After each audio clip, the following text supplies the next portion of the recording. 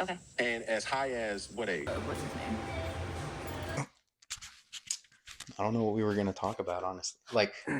Well, no, I had a decent idea about what we were going to talk about. It was just going to be about, like, really just anything, I guess, like where I know you from, how we met, and the plans for the future, and just you can be yourself, just we can talk about anything. I wanted to go for something different this time because normally I have a prepared script for like what we talk about and things like that. But I wanted to do something that was more informal, more like, off the cuff, like just going just like talk. Back and forth, just talking really, and in hopes of that adding to like my experience in this and, maybe just interviewing and just getting better at small talk. And I think that's something that would really aid in, would really benefit in, but yeah, there's just, and like, I think small talk is important too, because people like talking crap about small talk. But the thing is, it's like small talk leads to all kinds of opportunities, like both big and small. And you never know when someone's going to say something that you need to hear, or you might say something that someone else needs to hear, and the Lord, he like speaks through that. So anyway, it's your boy Cheeseball here.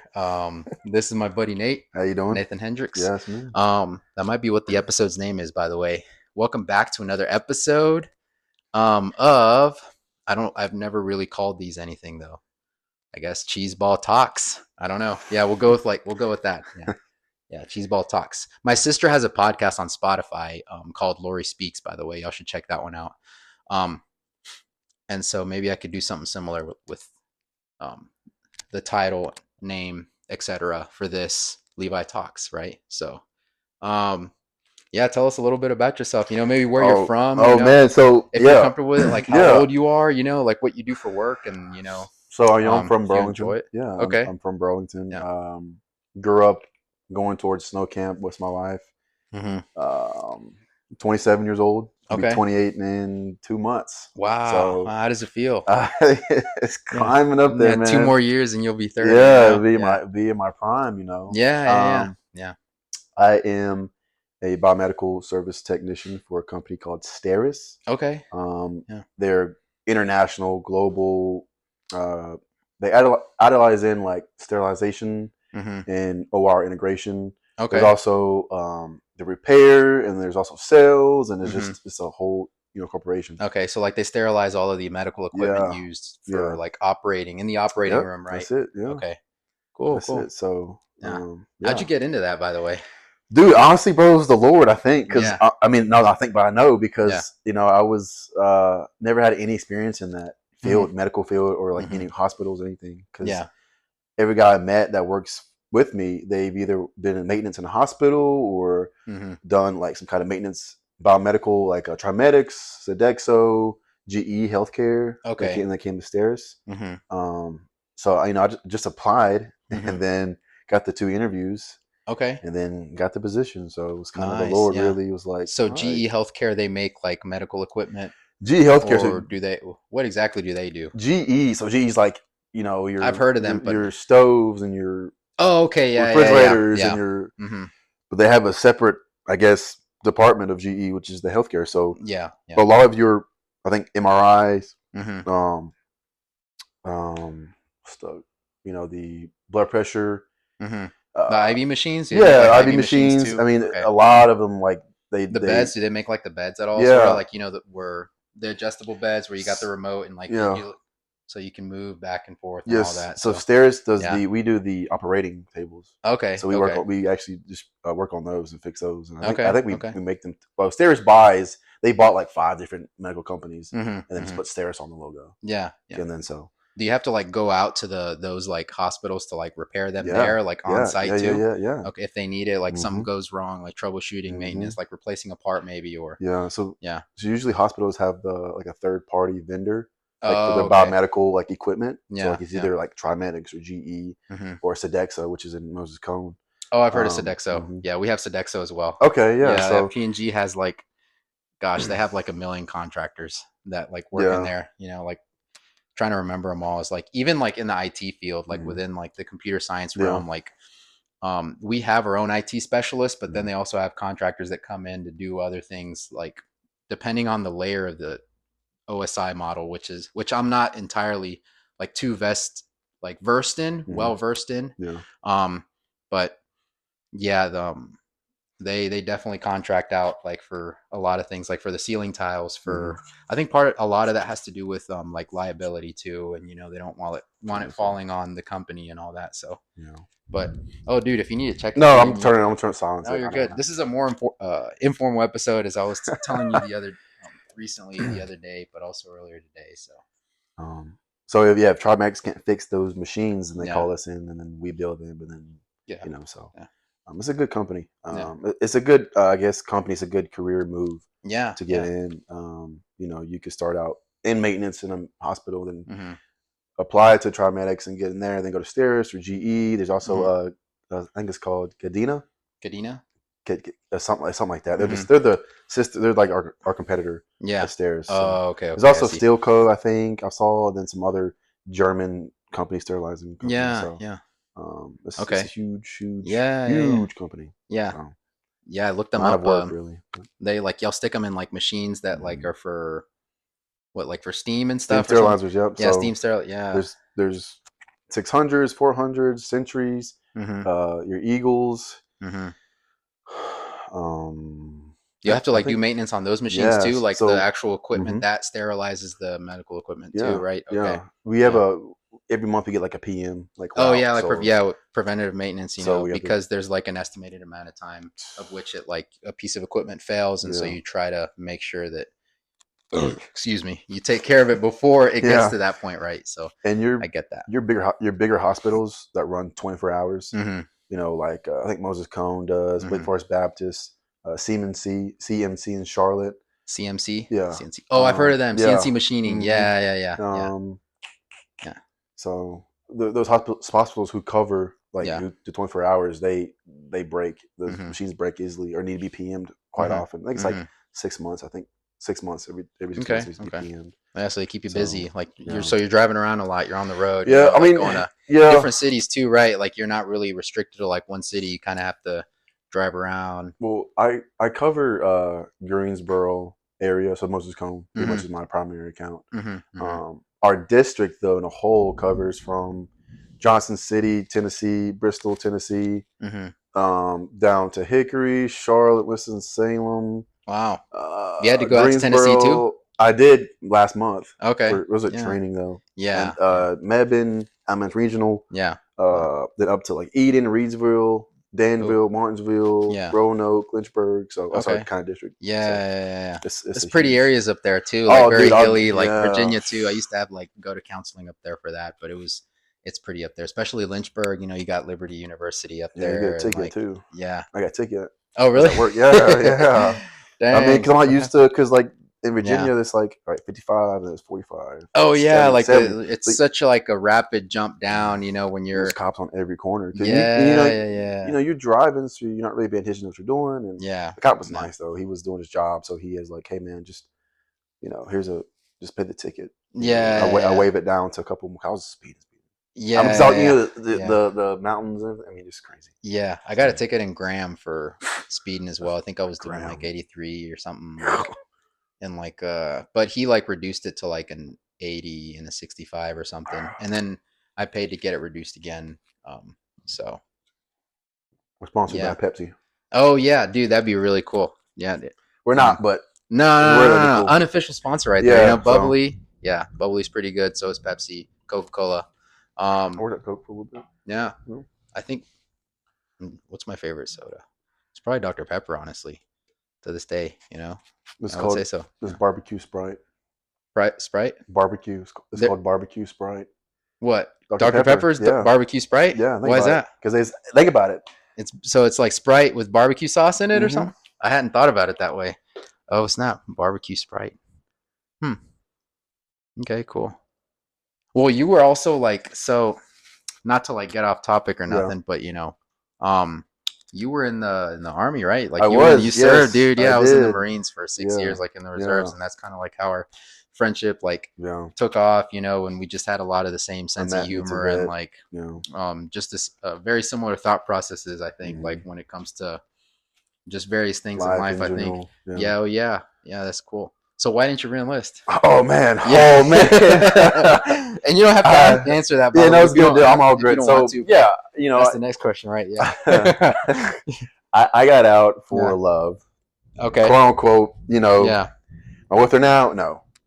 So that was a regret. For like you got out so you could like for a woman, right? Yeah, because she didn't want me to do another, re-enlist. So and that makes sense, at the time when you've got that stuff going on, and I mean, in life we got to take risks, So are you young cats out there?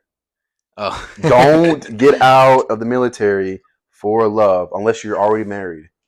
Yeah, but it's a hard life. I mean, I had buddies who got divorced and cheated on. I mean, it's really a dark world in the military. Yeah, I know.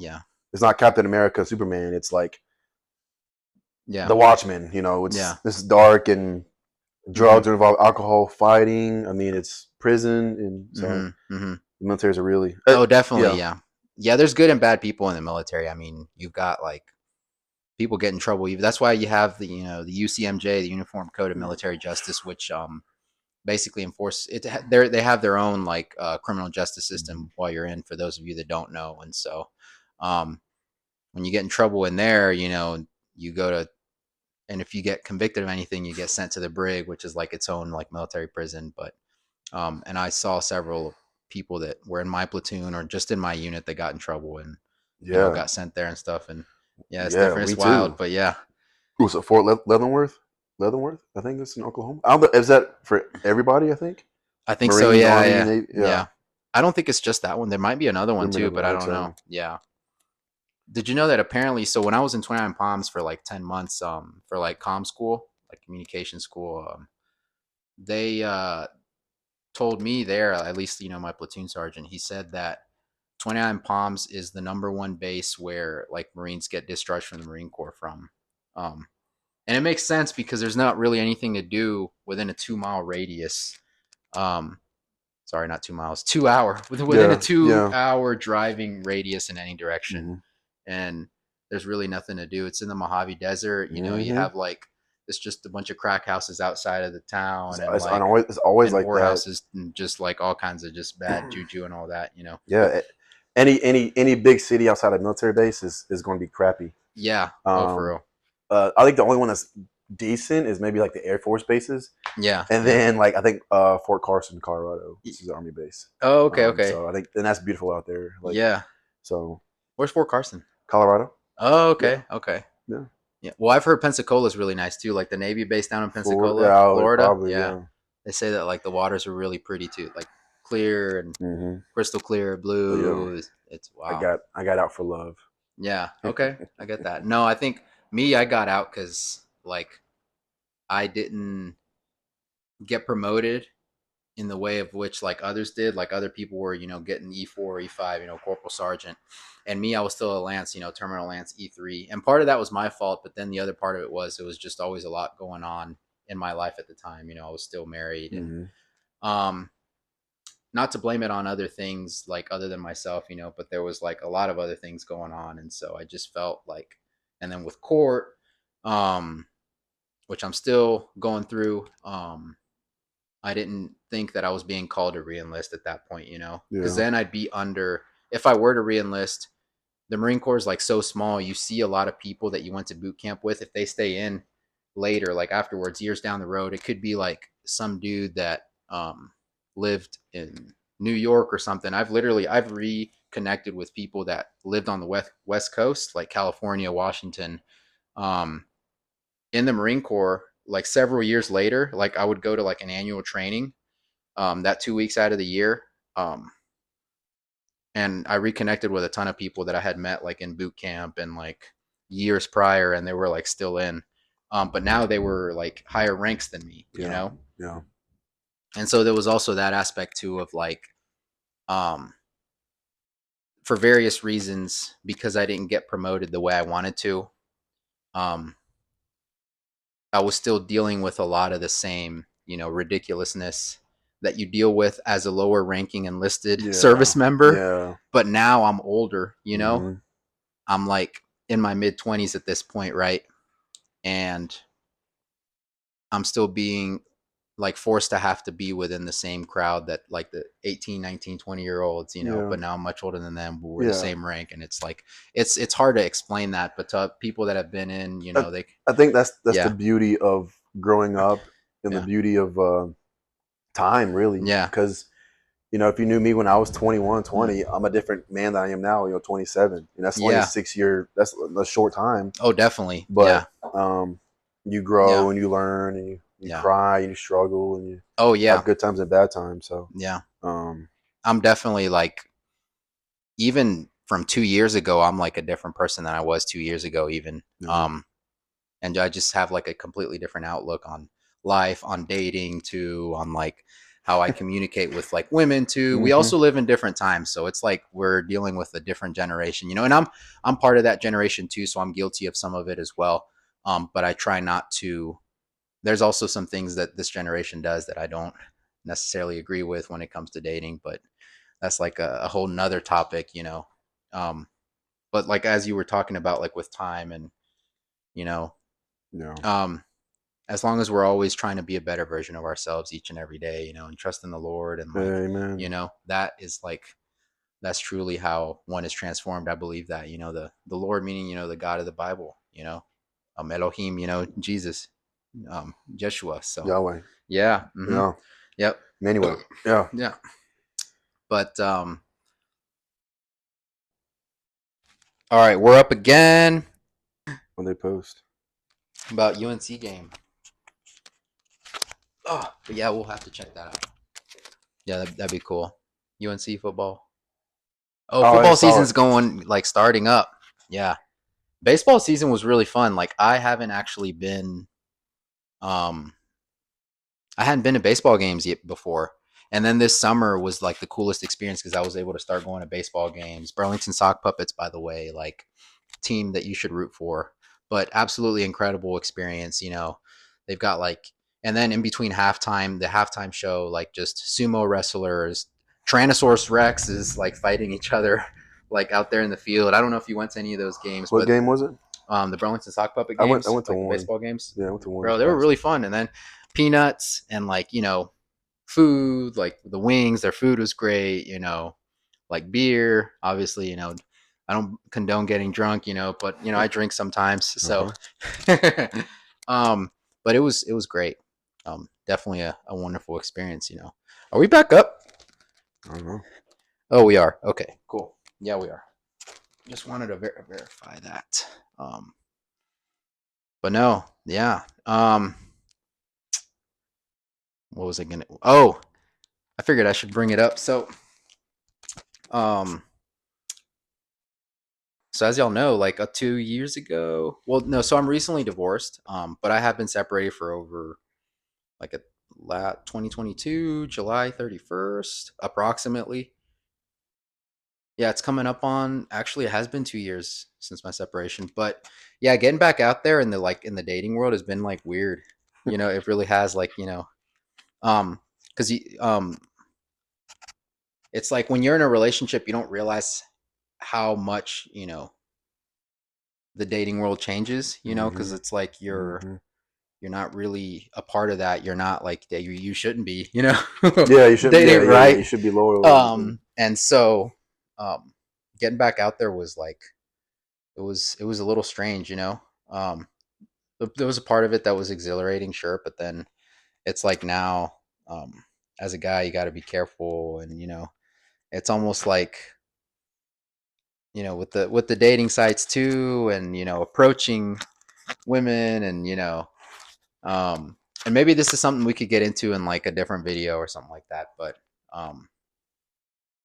yeah, it's like it's a little weird. I think now I'm in a place where and this is new to me too, because like when I was married, like, not to like, and I'm trying to be careful here. Basically, I didn't have female friends. Me neither. When I was married. I wasn't married, but yeah, in a relationship, I do think that you shouldn't have like female best friends, or Yeah, yeah, yeah, it's good to have a female acquaintance, like but not like somebody from yeah, school, yeah. so I'm like, oh, how you Hmm. doing? Great, Yeah, yeah, but yeah, I'm yeah. not going to be And see, I digging don't even see information. anything wrong with that necessarily. I don't necessarily see anything wrong with like having friends of the opposite sex when you are in a relationship, as Yeah, long as there's like there's yeah, boundaries. clear Yeah, boundaries for sure. yeah, I mean, granted, my marriage is a completely different story, but for liability sake and all that, like I'm not going to get into that right now. yeah.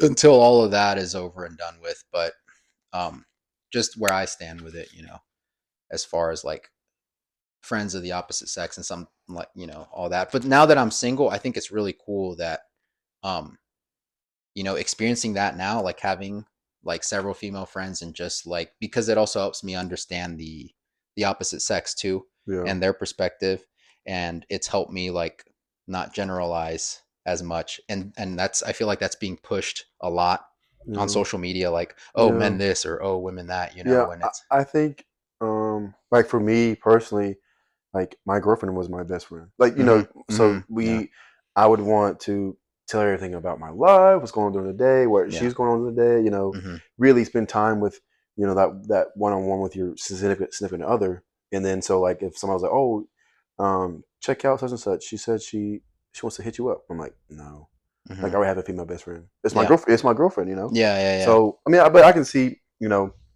I'm not going to go look on Facebook or Instagram or Snapchat and look at who such and such's stuff, so I could text them, oh, yeah, hey, I yeah, saw you the other day, like, I have a girlfriend, but you want to go get some, like, yeah, that's yeah, not yeah, like, yeah. No, but I get that. Yeah, it's, and one of the other is going to be attracted to the other, like either yeah. the man attracted to the girl or the girl attracted to the man. Mm-hmm, mm-hmm. And it's just there's just too many doors to be opened, so Yeah, it's better to just exactly. shut them. Don't be Yeah. mean, like, I wouldn't be, um don't be mean to like somebody, like a woman, I guess. Yeah. But I talk to him like talking to a dude. Yeah. What's up? Not saying what's up, bro, but like, keeping eye contact and, yeah, Yeah. Yeah. short, Yeah. sweet. Thank you, or, um, I Yeah. don't know if you get hit on by. I don't know if the woman, if thing for you, but, Honestly, I um, can't even tell half the time, and if I yeah, it am, is it just hard. goes over my head. See, I get a lot of It's older women. yeah, yeah, They yeah, may say some things, and I'm yeah. like, Older women are like more like it's easier to tell with older yeah, women, but like at least like for younger women, like when I mean younger women, like women that are our still like age, around my age, like yeah, between 24, 26, 27. Um, it's harder to tell because like they're definitely friendly, but like um they communicate more indirectly, and sometimes I can catch it, but sometimes I'm like, what the heck is going on, well, that's especially just if we're all in a group, that's just too. So that's just yeah, the communication between men and women. Because yeah, like, yeah, definitely, yeah, even like, I'm like, oh, you got to me straightforward, like, what's going on, or like, yeah, okay, yeah, and then, but women play off of their emotions, and they love to hear words. yeah, They yeah, love yeah, the way you talk to them, the yeah, way you treat yeah, them. Whereas men, we're more physical, yeah, and we love words too, but we're more mm-hmm, physical and more like, sight. So mm-hmm, like, oh, she's mm-hmm, pretty, we want to touch her back, mm-hmm, whatever. And she's more like, well, you're not showing me affection. mm-hmm, So I learned my past relationships that, um, as a man, you just got to be just just show emotion. Like mm-hmm, when mm-hmm. she's telling you like about her day, or like what's going on, Yeah, I've definitely learned to be a better automatic, listener for yeah, sure, automatically and you like wanna, paying yeah, attention, and like at least like listening to like nonverbal cues, or like the intonation in her voice, like, oh, okay, she's having a bad day and she's venting, and instead of just being like doom scrolling on my hmm, phone, like actually maybe being more attentive, yeah. Well, and they so want, because you're, yeah, as a man, you want to fix it. yeah, What's yeah, going on? We're fixers. We're logical. What's going on? What yeah, I gotta yeah, do? yeah, But yeah, sometimes they just want you to like sit and listen mm-hmm, and cry with them. yeah, It's okay. It's like, all right, honey, I know you can cry. yeah. This, so, You guys, am I in the frame? Okay. Sorry, I yeah, don't I even think know. so. Like, Dude, I yeah, don't know. okay. No, I'm pretty sure I'm in the frame because I made sure to set it up so that it like covers up most of the couch. Yeah. Well, like it cuts off on both ends of the couch, Oh, really, okay. just Yeah. about. Um, so no, yeah, that's really important, and just being there with them, like them feeling like you're just there, but you're not trying to give them advice necessarily, Yeah. all the time. Not Yeah. that that's not needed, because sometimes, like, y'all need to hear it, sometimes, it wouldn't hurt, especially if it's like them hurting themselves or self-deprecating, or self-sabotaging, like, hey, that's kind of your fault, you should probably work on this, and but sometimes I get that, like just being there with them and just listening and being an ear that listens. That's what they want. Yeah. So no, I totally get that. Gosh. No, but yeah, nowadays I just take it like one day at a time. I don't ever try to like force any like, interactions necessarily. Even though I joke around sometimes, like I never like and I've found that those are like and when that happens, when I approach situations like that, it comes out much more like beautiful and organic. It's almost like orchestrated by God. And as long as I'm like following the Lord, truly, like that day, I'm not always perfect, and it's like a daily battle, dying to self, crucifying the flesh, right? Every day, bro. Waking up, like, as soon as you wake up, putting on the armor of God, making sure that like you're putting him first. And honestly, I think part of that is like just praying in the morning, reading your Bible, like getting in a devotional, because that sets the precedent for the rest of the day. But what was I going with that? About like just interactions just with women, like especially like if I'm attracted to them, or like I just kind of try to go with the flow now, like at this point, when like try to do you sure? Yeah, no. Like, yeah. But those are like, and honestly, those usually turn out to be the most amazing experiences. Usually, not in a, not even really necessarily in like a romantic way, because like other than like the fall of like 2022, which is like a whole nother story. I haven't really. Well, actually, I was dating earlier this year too, and that for several reasons that didn't work out, and I think me and her were going in two different directions. And so like that was one of the first times that I had to actually end things with her and kind of be like, hey, because of XYZ, we're going, because she's going this way and I'm going that way, and like I could tell that we were just gonna hurt each other, and so that's how it was. like I ended up cutting it off with her. Great woman as far as like personality goes. I wish her the best. Like I'm praying for her too. This was actually a couple months ago, like in the early summer of this year, 2024. But other than that, like, I'm not like actively looking, I guess, if that makes sense. It's more like I'm just praying about it and then just living my life and pursuing my purpose, and like, okay, what's next, God? What's next, And then if she comes along and it feels like, I don't want to use the word easy or effortless necessarily, but it makes it. Yeah. If like I'm pursuing the Lord, and then someone else is like somewhere parallel to me, right, in a similar sense, we're both going in the same direction in life as far as purpose is concerned, and with God at the forefront. And God's making it abundantly clear that this person is for me, then boom, I'm gonna, you're gonna jump the ship. Basically, I'll go for it, I think, but other than that, like even if like she's beautiful, like this woman that like I was dating a couple months ago, like beginning of summer, right, that I like, she was gorgeous, but like, and so it was hard, like cutting it off, like she was, but like, and like tall, and but not to like get into details or anything.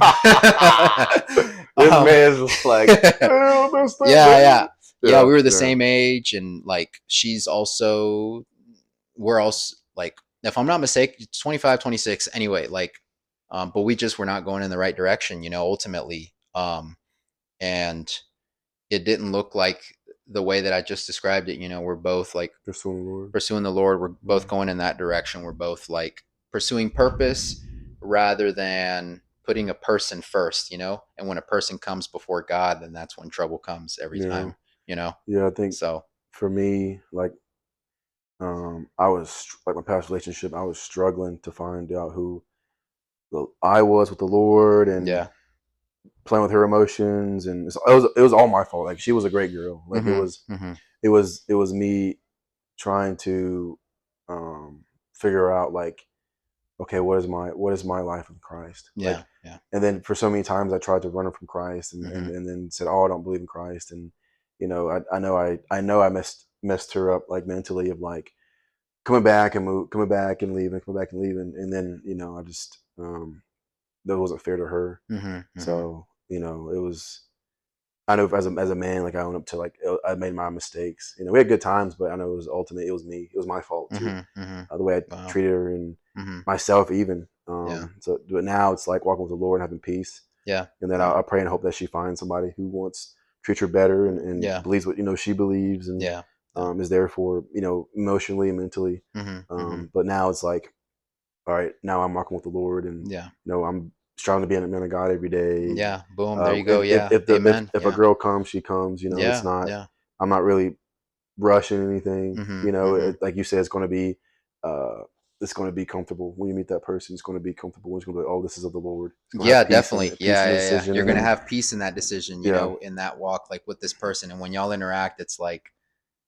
It's almost like God set it up, really, and she has, because He will, at that point, And as men, like we have to pursue the women, but she has to pursue you too. Like to the point where, like, all right, I want to pursue this man because he's a God, he's a man of God, and he's and I've been in places like that too, where like in the past, in previous relationships, where it felt like I was just like, pursuing, like trying to fish for her, and she was just like, oh. I guess thanks, and it's just like never feeling like appreciated basically like those efforts were or reciprocated even, and she's turning around and doing something nice for you. Not that has to like she has to match your energy necessarily, but it's like, you want to feel appreciated too and loved. Yeah, exactly. Because men, if men are in love, they act like kids, and women are in love, they act like moms. Yeah. So and that I felt that. Yeah. Yeah. Wow. But I totally get that. Yeah. But it like the Lord has a way of like turning something like both sides into something beautiful when both are pursuing the Lord ultimately, where it's like this nice like blend. That's almost beyond words, unexplainable in a sense, but it works, I will speak on this like specifically. So, when I was married, and this is a good thing, so that's why I'm speaking on it, whenever my ex-wife and I were in the moments when we were both pursuing the Lord, it was like heavenly, like divine, and it was great. But when one or the other wasn't pursuing the Lord, that's when, regardless if one person was or one person wasn't, then there were problems, And so ultimately, like it really does take two.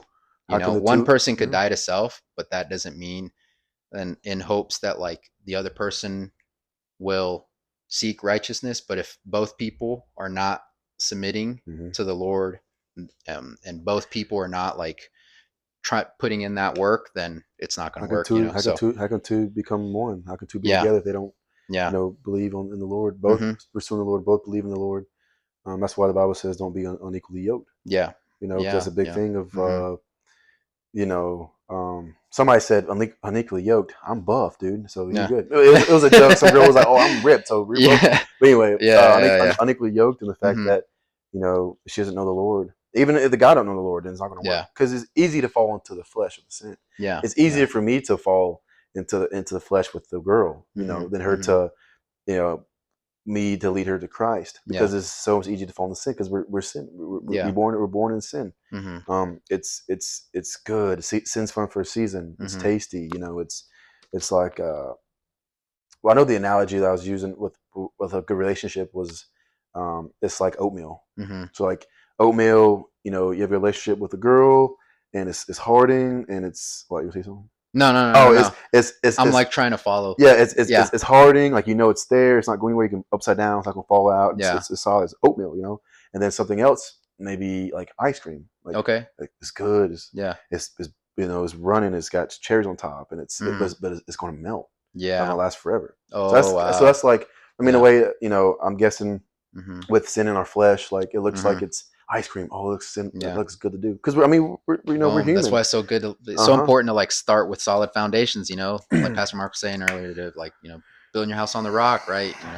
Boom. And that's what, and that's what I was doing for a long time. Right at the beginning, starting off like with solid foundations. So wow, no, that's big, dude. If that makes sense, I was trying to put like the flesh is ice cream, looks good, but it's not. No, it did. Yeah, it's gonna melt. Like, I mean, we gotta die. We gotta not be in our flesh daily. Yeah, with the Lord, but just that was a great illustration, honestly. Like, ice cream being like for instance, like sin, right? Even relationships too, though. It, like, even relationships too. Melts. Like you want to go cheat and see another pretty girl, something like that, But it's, what are you doing? You're leaving your wife. You're leaving your girlfriend, who you created that relationship with, the oatmeal with. So, boom. Yeah.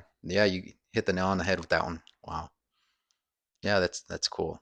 Well, anyway, guys, I don't know if I'm trying to think of other things to talk about, but like, I guess yesterday you were like talking about, have you ever been in love or something like that? Have I? What have you learned from the love? Yeah. The past relationships you've been in with love. Yeah, I've been in love. Yeah. I'm hesitant, but no, yeah. You thought what love was at the time. Yeah, I've been in love. I've been in love twice. If I'm being like, fully transparent. Yeah, dude. Yeah. And it's beautiful. Something, Love is being in love is beautiful. Yeah. It really and is. like it's so hard because you want to make the other person happy, because the other person struggles too and has their own temptations and struggles as well. But sometimes making them happy isn't from a godly place as well, So I think something I've learned is that putting principle over passion, and if we could equate principle with like God and the things of the Lord and purity, and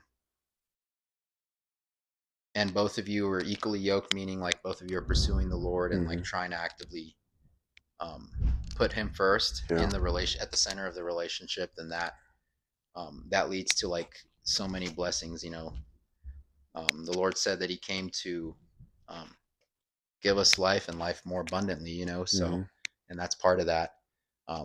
So something I've learned is I've learned about patience, like definitely patience, like waiting on God, instead of trying to rush into things. For instance, definitely that, like I'd say that one. Being like a better listener, I would say, for sure. And I guess also I would say like safety and security, like even because sometimes we as like men can communicate something in a way that we think is the right way, or completely innocent, but someone else could interpret it differently just because they have a different upbringing, or they're coming with their own preconceived notions, and sometimes we like maybe like just people, when I say we, I mean as like people, men and women, we have this assumption that we were all raised under the same roof, but what you might think is like good, fine, and dandy, might not be for the other person, or the other person might feel unsafe, So I've learned to be more conscious and aware of what the other person's like emotions and feelings and thoughts when it comes to relationships. So I will say that too: patience, listening, and I would say like just overall empathy too, but also like I've learned to be more careful as well, because sometimes the other person could be tripping too, and not to like put all the blame on myself, that not everything is my fault as well. I'll own up to what I'm doing, what I've done wrong, but at the same time, like, it takes two at the end of the day, Takes two to dance. And if I start getting a hint, like, this other person, that's why it's so important to like wait on the Lord, because this other person could, be more of the type to someone that's like trying to pin everything on you, when many times that's not accurate, And so I would say that as well, just being more careful, more watchful of that, of people like that too. And I think we should all be in, operate in that sense as well. Just being more careful, more discerning, more wise, that was talked about this morning as well. So like just being more discerning and wise, testing every spirit. And obviously checking yourself and knowing yourself and what you struggle with. So I would say that as well. And being more mature and more open to talk about like boundaries, writing them down, making a list, like, okay, these are like the do's and don'ts, and so whenever that time comes, so yeah. Being in love is a beautiful thing. I think it's because you like I said yesterday, the time you think about all the time, and you'll spend your half your paycheck to give them something if they're having a bad day. And it's just the beauty of love. For a season, I've been in love probably 3 times. Oh wow! Yeah. I've been in love 3 times, man. Yeah. I don't know how you do it, dude. What? Being in love 3 times? Oh man, yeah. Yeah, because not that that's bad or anything. Yeah, I guess you learn from relationships you were in, and one was it could be very pure and very innocent, and then as you get older, you get another one, and you start to see like the red flags, but you want to make it work because you love them. Love's an action word, and so you're striving to make things work and be emotionally stable, emotionally mature for the person.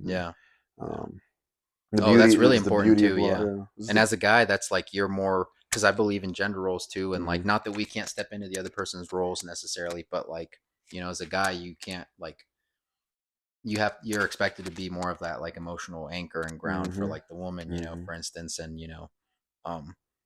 because if you really think about it, even though they tell us that they want us to be more emotional, which on one sense that's good, it would kind of freak people out if you're sitting there like in the cafeteria and you're just sitting there like bawling and crying. You'd more expect like a woman to do that, but like a grown man, like a big dude, buff dude, and he's like, I know women, they say like they want to make cry, like that was just like fake right there, but that was kind of weird, right? But I know women, they say they want a man to cry and show emotion, but they really don't.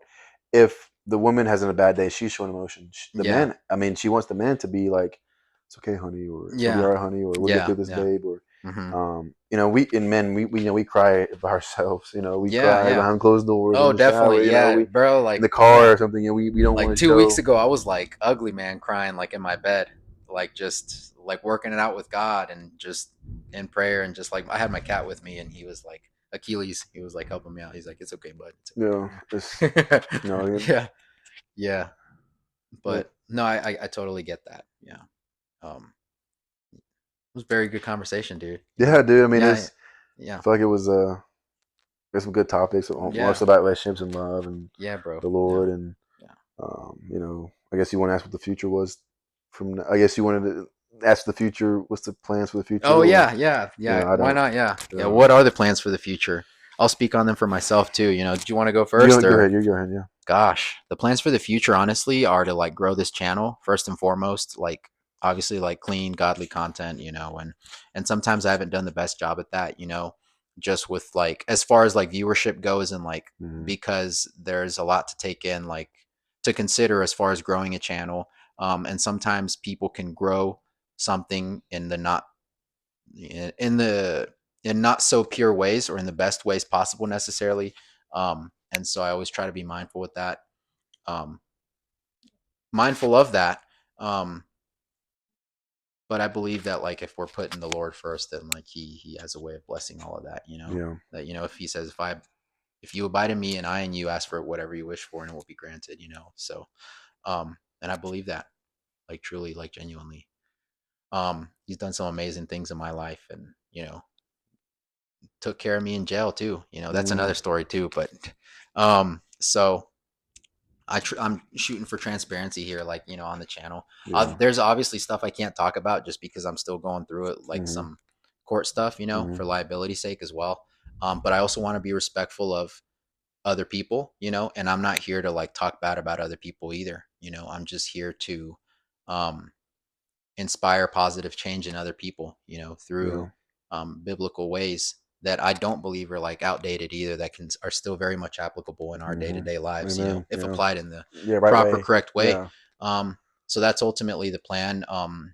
I'm still working at P&G. I'm actually like I'm starting to travel more now. So they're flying me upstate. You know, I don't want to get into too much details because like I don't know what they are okay with me sharing or not sharing, you know, but I'll be traveling soon.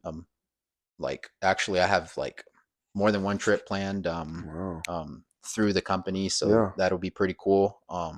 Getting some more experience with that. So I'm hoping to like people talk bad, you know, about, you know, climbing the corporate ladder and all that. But honestly, that's kind of what's going on here. Like I'm just busy climbing the corporate ladder with like work and also this channel, which I'm trying to monetize at some point.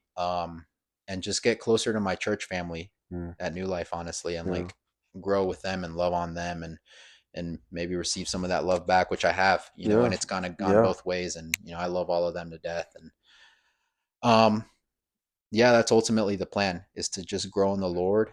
And hopefully out of that, you know, maybe he'll bring me my wife, you know? Yeah. So, Amen. yeah, that's really the plan. Amen. You know? Yeah. Yeah. Like live every day like it's my last. Yeah, frankly, Whoa, that's hard, but I mean, cause I've been to jail, you know, like in a cell the size of my bathroom, you know, and just about, yeah. And I had like a tiny little window that was like about this small, like in thickness, but it was a little bit taller than that, but it was like really narrow, very narrow. I would look out of that window and it was actually a road that would like eventually like lead to my house. And I was like, dang, that's crazy that I'm like I'm in a cell this close to my house, yet I'm not home, you know? And here I am like making ramen noodles in a metal sink, and that's like connected to like a metal how did you do like that, by the toilet way? bowl, you know? How did you So do you that? like you stick some ramen noodles in like a bag. You can change the faucet to like hot water and get some real hot water out of it.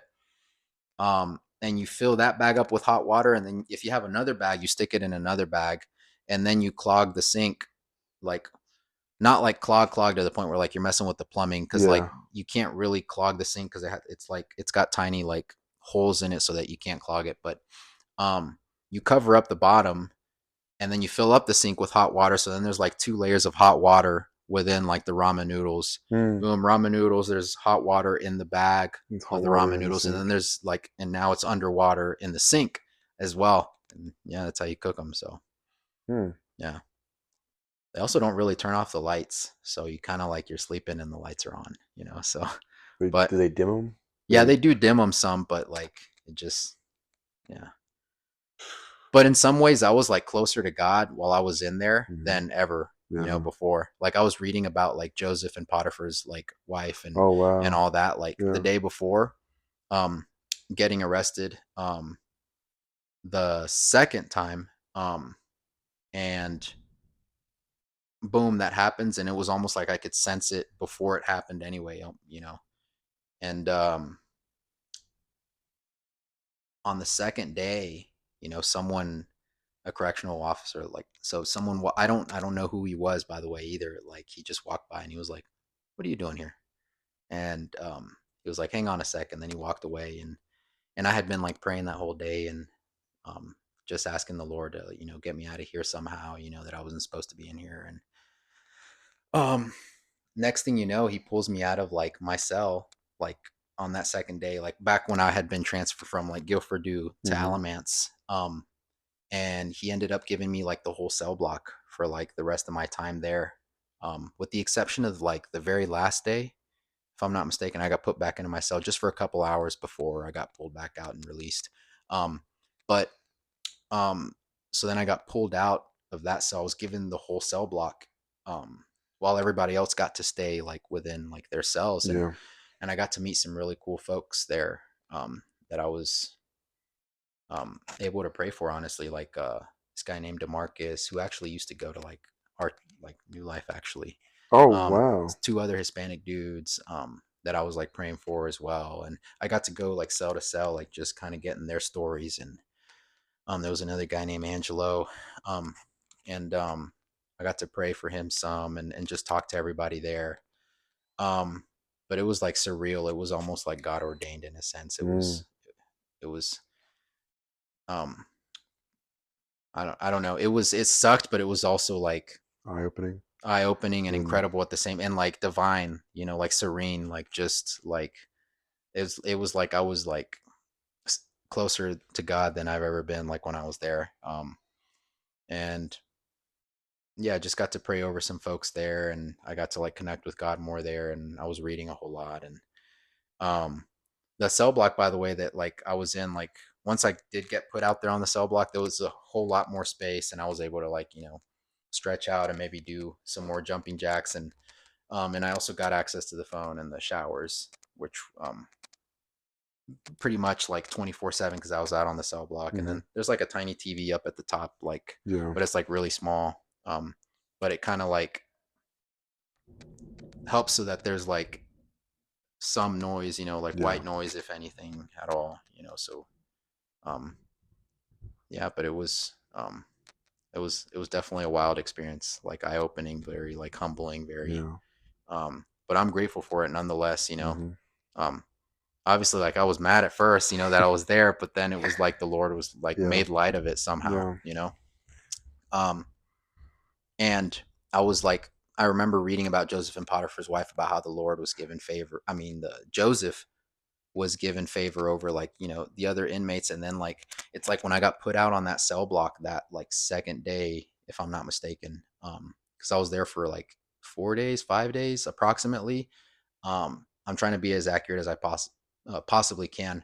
And how he like that memory of reading that like in Genesis, right? Like it came back to me when I was out on the cell block, and I was going like from cell to cell, like kind of, and then like we'd finish eating, and I was just making sure that I was taking all the plates and then putting them up to the where like the other like cell bars were at, where the correctional officers come from to pick up the plates. So trying to keep it clean there as well. And then it was almost like prophetic too. Like I had just been reading about like a story very similar to this in the Bible, and then boom, it's happening now, you know?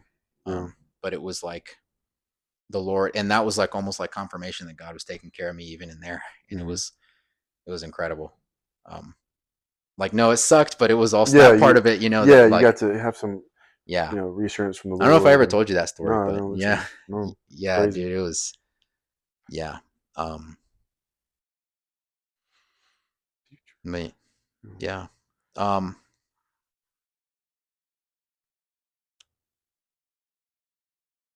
guess the future for me. I guess the future for me. Oh yeah. Go ahead. Dude. No. Yeah. Go ahead. Please. I don't mean to. No. Yeah. You know, I guess in a way, same like growing with the Lord and being the man of God I know I can be, and you know, my work is doing great. You know, like I said, I might move to GE Healthcare if the Lord allows that. So I'm praying about that. Just so many things about job wise I've been praying about. And then, you know, keep my eyes on the Lord really. And I mean, you know, if the Lord wants me to have a wife, you know, if that's in his will, then that'd be great. Hopefully I meet her soon. Yeah. Lord willing. But right now it's just pretty much spend time with me and me and the Lord and my family and friends, and reconnecting relationships. And that's good. I want to, you know, serve in the church as well. I don't know where that's going to be at. Yeah. Still trying to pray about that. Lord to give me my spiritual strengths. So other than that, it's pretty much walking with the Lord. And then there you go. If Miss Hendricks comes along, that's great. Yeah, that's great. Hey. Lord, thank you. All right, awesome. Yeah. But there's really no rush because you know I want it to be like, you know, friendship. You know, first, honestly. That's sometimes it won't be. Sometimes it'll be like you and me both. I'm in that boat. The Lord, like, here it is, dude. Here it is. You know, so. I get what you're saying. Like, not that it has to be that way, but preferably, you know, friends first, and then like, that's great.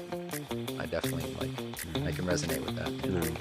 I can respect that. That's cool. Well, anyway, guys, I guess that was it. You know, that was the episode. I'm thinking this is a great spot to wrap up. Great stopping point, you know. Please feel free to like, comment, and subscribe. Let us know what you think. If there's anything that you'd like to see in the next episode, be sure to put that down in the comments below. You can ring that notification bell too if you end up subscribing, if that's in your prerogative, if that's what you would like to do. Anyway, it's your boy Cheeseball here. And your boy Nate. Nate, yeah, right. Mr. Nate Dogg. Hendricks. Yeah, That's right. I'm out.